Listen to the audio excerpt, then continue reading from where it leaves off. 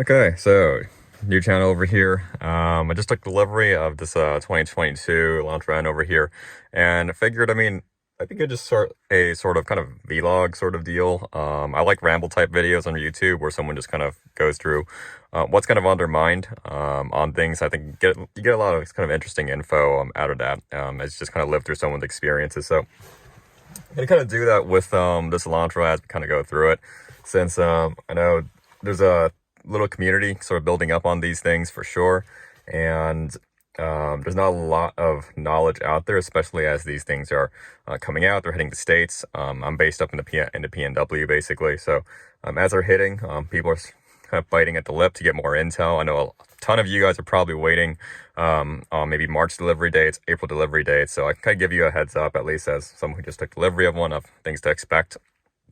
So everyone's probably going to first ask me how much did I manage to get this thing for. I got this guy for MSRP. It is possible. There are a few dealers still doing that. You have to look.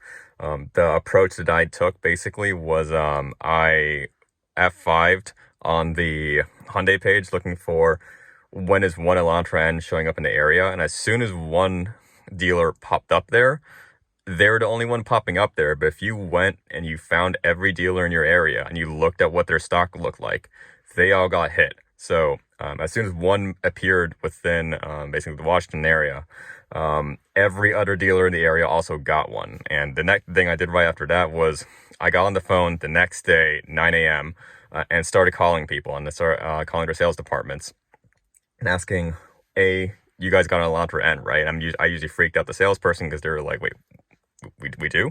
Obviously the sales lead probably accepted it, and I'm just talking to a consultant who maybe isn't aware of that, because they deal with the Hyundai dealers. They're dealing with the Ioniqs, they're dealing with Palisades, they're dealing with Tucsons, Elantras, Accents, and a whole bunch of other cars. So it's not like they're going to pay attention to when the Elantra N appears. So I surprised them with that and asked me basically immediately, can you tell me what you guys doing as far as pricing goes? Are you guys doing any markup? And if they came back with a yes, I would also pretty much immediately, regardless, I would follow on with, are there any dealer add-ons? Are you guys doing ceramic coating? Are you low jacking the car? Are you doing anything else? Any value adds, any security things, basically. So I went through about maybe 3 dealers beforehand, and the night before I'd already scouted as many dealers as I can, and some of them posted their markups online. So I kind of just steered away from them, to be completely honest. And I was just kind of trying my luck and trying to find the first dealer that didn't have markup. And I found one. So is it fine if I disclose that? It's fine if I disclose that. I work with Lee Johnson over in Everett, and they were cool. They stuck to kind of what we kind of agreed on over there. Fantastic experience. If you know exactly what you're looking for, it's in and out. It was super clean. So I definitely appreciate all the love the guys and guys and gals over there kind of helped me out with. So yeah, got this guy for MSRP. Out the door was around like 38,000, which is what a lot of other people reporting MSRP are kind of ending up at, and that's what obviously your title fee, that's what taxes, and a bunch of other things like that. I'm financing personally, but I'm gonna be, the way I look at financing, if you're looking at financing a car, don't look at it as how much you're paying per month. Have a goal about when you want the car paid off. So the approach that I took is like, I want this car paid off in 3 years. So you run the numbers, look online for like amortization schedules, and look up how long does it take for you to pay off the car if you want to commit N number per month, if you want to do extra payments, which is what I'm doing basically. So I want to knock out this thing within 3 years. So I kind of worked around payment schedules, ideal target APRs I would want to try to get, and everything kind of fit. So I kind of just went for it. But don't fuss with how much you're paying per month. Ideally, like the proper way to do it in my mind is to focus on how quickly can you get the car paid off, because the problem is in 3 years this car is going to be worth, for example, probably 24,000, 25,000, well, depending on how crazy the used car market gets. Hopefully it's not as bad, but if it settles out, it'll probably end up around there.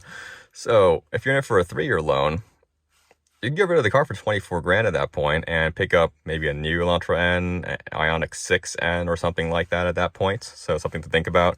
If you're in it for a 5-year or a 6-year loan, at the end of that time period, this thing's worth 15 grand. If you're committed and you want to run this thing all the way down to 100K, absolutely. I mean, there's all the power to you. You can do that. Just be on top of your maintenance, obviously, for that sort of stuff.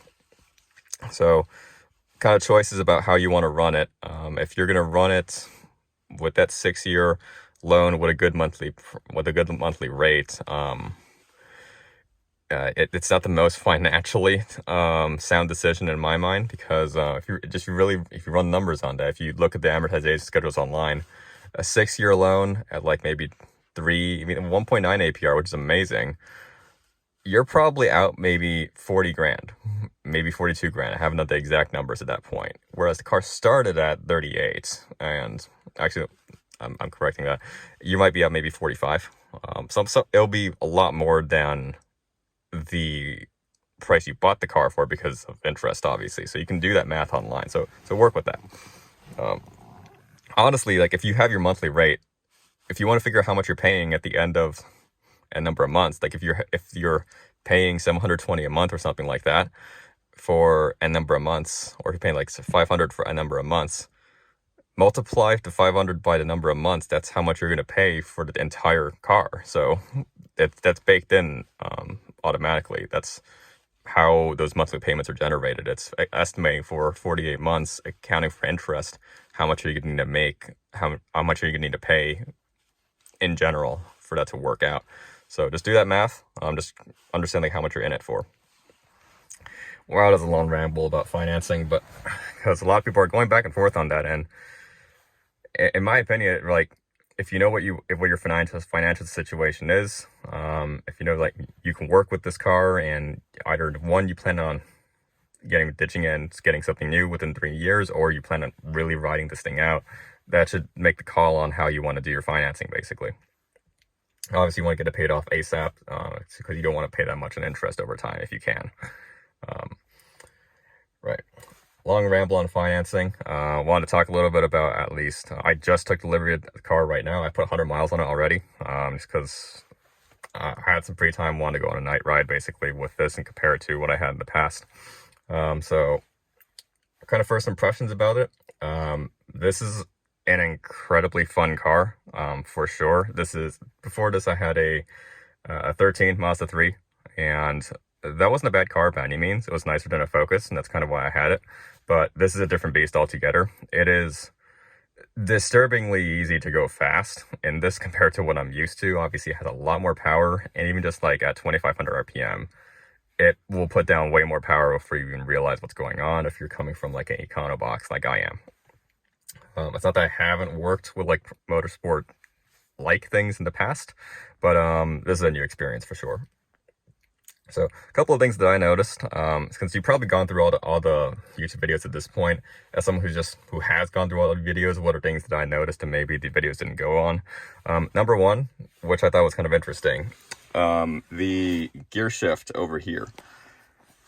Negative is forward, positive is back. If you look at most passenger cars, it is reversed from this, except Mazda, because Mazda's kind of doing their own thing, basically. But that's this layout when your upshifts backwards and your downshifts forwards. It's like 12 p.m. Maybe I missed up the nomenclature on that. That's kind of how a race car is kind of set up, honestly, because when you're accelerating, if you want to go and shift to a higher gear, you're going to pull back because you're being pushed back into your seat. And if you're decelerating, you're going to push forward because you're being pushed forward. You're falling forward basically as you're braking. So that's a kind of a nice touch. If you look at the N line in the normal Elantras and most other Hyundais, it's flipped. It's the conventional way you would expect a passenger car, but it's like this inside the N specifically, which is kind of neat. That's kind of useful because like if you're doing a slow turn and you're just rotating the wheel, you're rotating the wheel a lot. You can't reach the shifter to get into second. You can kind of just have one hand over here and then reach over and then actually actuate it with the right hand, that's kind of handy. So that's a nice thing to do. I have paddle extensions that are going to go on this, so they'll kind of deal with that a little bit, but it's nice to be able to have that option. And the muscle memory was there, which is kind of nice. So there's that. You're seeing I have a quad lock thing over here, which occupies pretty much perfectly that weird circle that sits on the left side. So I was already expecting to do that, and this literally just fit in perfectly. So this iPhone that I'm filming with literally just clips in there, and it doesn't get into the way of the shifter stock over here, which is perfect. It's completely out of the way. It has to aim up a little bit given the mount, but completely unobtrusive, super handy just to be able to have touchscreen over there, have a touchscreen over here. Other things that I noticed, it's a little bit hard to reach this guy over here. I know I still have the stickers on this. I still have the sticker on that, and I still have the sticker on this end thing. So if you're getting the car, like, there are a lot of stickers on this thing, a lot on the black plastic. I think there's one here. There's one obviously on the button. Is there one on the... I'll have to check later. I have a screen protector I'm going to put on this thing. There's that. And there's also stickers on the N light-up logos as well. So a lot of things to pay attention to, just to peel off. I haven't done that quite yet. Well, that was a tangent. So what was I kind of talking about? I don't recall. I was talking about sound. So a lot of people talk about the sound system. What I've kind of detected, at least for the sounds from the sound system, is... So a lot of people say it doesn't have a lot of bass response, and it's you can't hear anything until about hits about 50% volume. So kind of what I've detected is if you have the car sitting here and you turn the car on, you don't have the engine running. I can hear stuff from the speakers starting around 20 and 10. Well, 10. I can still hear things at 10. It's not like it's completely dead. It's just that the NVH is pretty intense on this car, obviously. If you're coming from a Econobox like I did, I mean, it's a very different feel. There's a lot more things vibrating, obviously. And when you have the engine running, you really can't hear the sound system until, about 40, 50. If you have the engine off, it's not like the sound system is like dead and it's completely inaudible until that point. It's just that the engine literally just overtakes that volume. So one thing to note.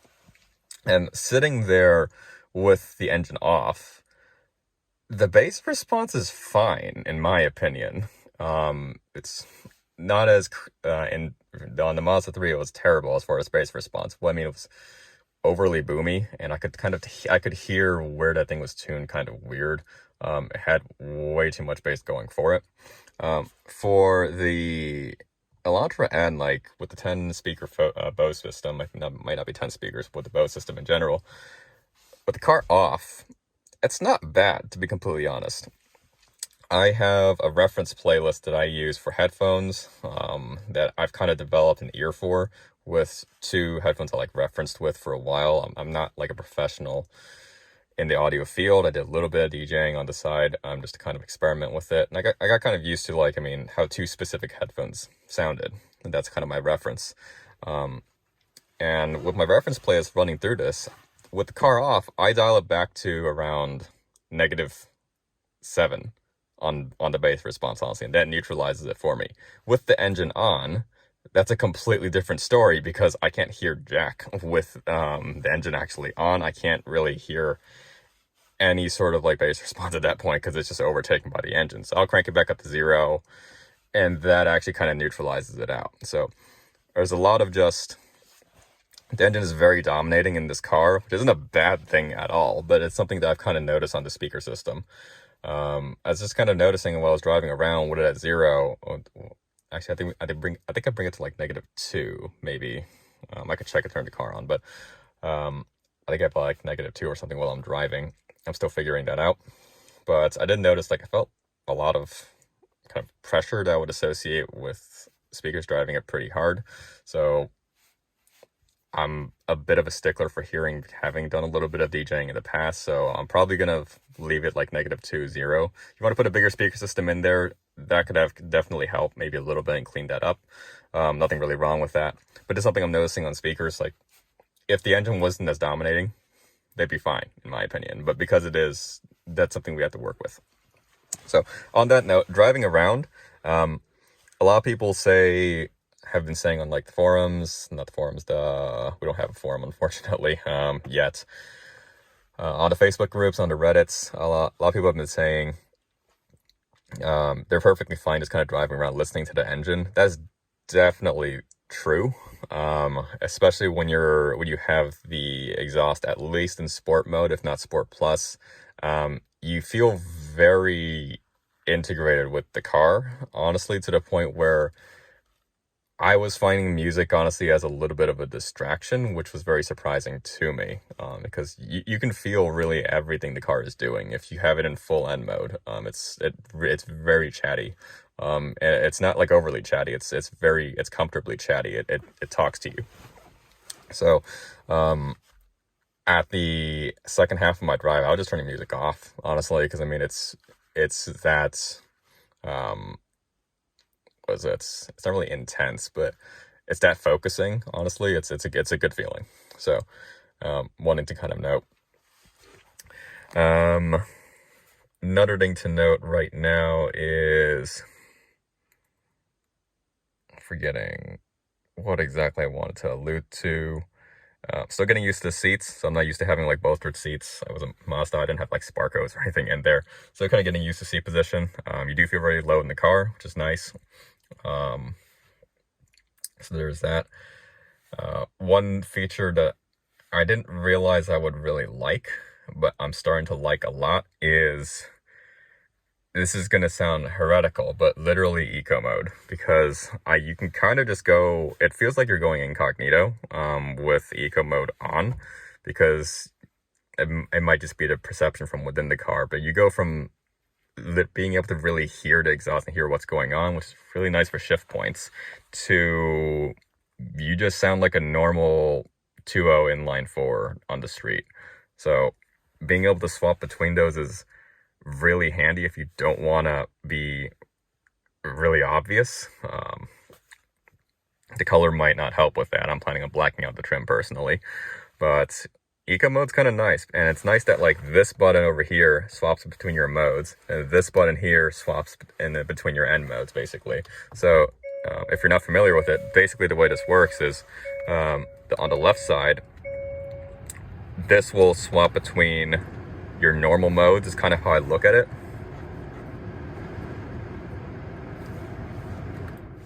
Turn HVAC off. This will swap between your normal modes, basically. That's how I would kind of look at it. This will swap between your N modes. So that's basically what that does. Right now it's just going to do N and custom 1. That's really all it's going to do. On the left side, this just toggles between your normal mode. It's kind of split in half that way. That's a good way to run it, and that makes sense in my mind. And it remembers which one you're on. So if you're in Eco, and you go to N1, over custom 1 over here, and you want to go quiet, hit this, you're back in Eco. You want to go loud again, you're back in custom 1, Eco. So you can just toggle between those two, which is kind of neat. Normal is also fine. There's no real change in noise levels between those. But yeah, when you're in Eco mode, you put it in D, you can kind of just pretend like it's a normal car, like a normal economy car, and go full N mode, throw it into M mode, use your paddles, and it's a completely different, it has like pretty much literally different personalities, which is cool. So being able to do that, that's super useful in my mind. You don't have to really be super flaunty if you don't want to. So what else is there? One thing to note, definitely for sure. So on the way your settings work to get to, if you want to test drive this, or you want to understand just basically how the menu works, your setup over here runs your, the vehicle settings over here runs a majority of like the normal sort of stuff for the car. So your driver assistance, drive mode, awkwardly enough, active sound design is here. So this is then fake engine noise if you want it. I have mine turned off. But your climate, your lights, digital key, yada yada, that is all inside the normal setup. So you do setup and then you do vehicle. So that's where that normally is. And also that's where your sound settings are if you want to go and tweak. I'm just kind of curious now, what is my tone set to? Oh, did you know that? +1. Okay, so the engine's just that loud. So I'm still playing with that, I guess. But setup is where your normal, like, the settings you would expect an Elantra to have are all kind of in here with vehicle. If you want to mess with the N specific, like, performance settings, you have to go into the N menu. That's actually where those things are. So you scroll right, and that's your custom settings over here. You have your custom 1, and then you can boop this, and you can go to your custom 2 if you want to swap between them. But that's how you set up your N custom modes, which is going to be the second press of your N button over here. So there's that. And performance option, it's buried here. Like, performance options, this is where it gets kind of interesting. So obviously launch control, your shift light, and power shift is really influential in my opinion. This actually makes a massive difference. When you have this thing turned on, like, the shifts are darn near instant. It is very, very responsive, and I kind of prefer it in this way. This does not toggle on and off every time you start the car, which is nice. So it'll remember what the setting is. So play around with that and kind of see how you want to set it. I leave mine on because I like how that feels. Basically what this is going to do is, if I understand it correctly, it's going to tell the car, don't bother making as much noise of a racket as you can. Try to prioritize a little bit more towards shift response instead. So you might not get as many burbles, but you will get better shift response, basically, is how I understand it. I like how that feels, so I kind of just leave mine on. Track sense shift, you can turn this on or off if you want. I mean, all this is designed to do is, if you're on a racetrack and you have this thing set in D mode, this will shift for you. It'll kind of detect when you're like braking up to a corner, and it'll shift you up as you need to. So I'm dailying this car, so I'm not gonna turn that on in case it gets any ideas. Maybe we'll give that a go, I don't know.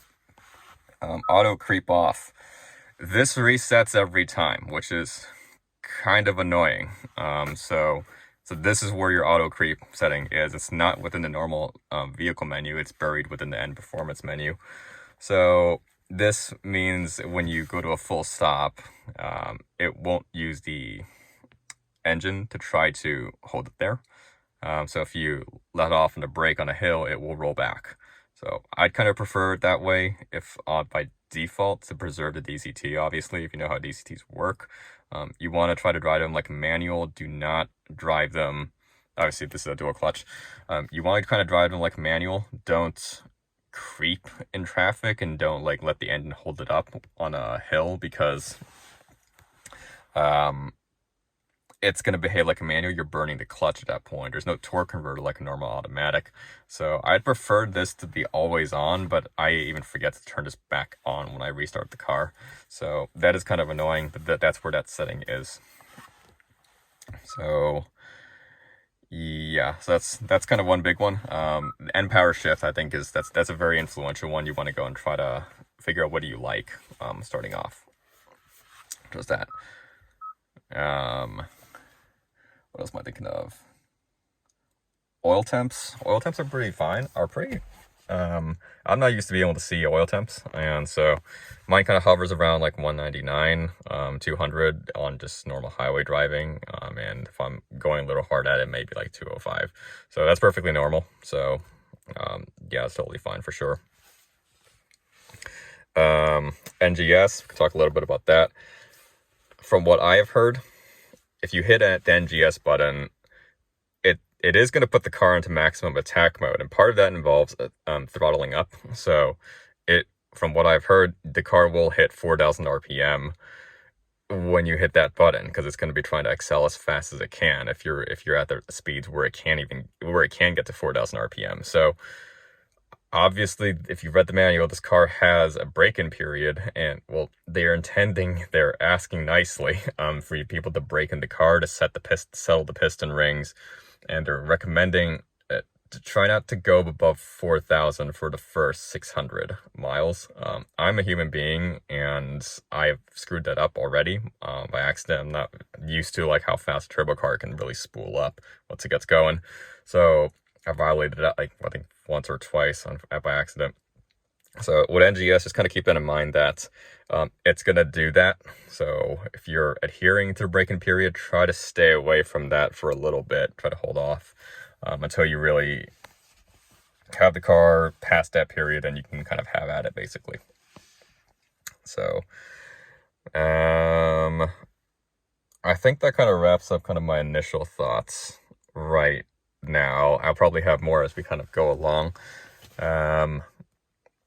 But yeah, I'll kind of cut it over there. Let me know if you guys have any questions, anything you guys want to see that you're kind of curious about. I know there's kind of a void of like content, I feel like, between, you probably watched like all the Redline reviews, all the Sonoma content, Doug DeMuro's interesting review. So if you guys have any questions on like how the actual ones, how an actual like EN sort of works, definitely let me know on that.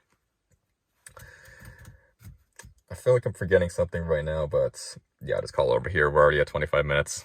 Yeah, so thank you guys for watching. Let me know if you guys want to see anything else.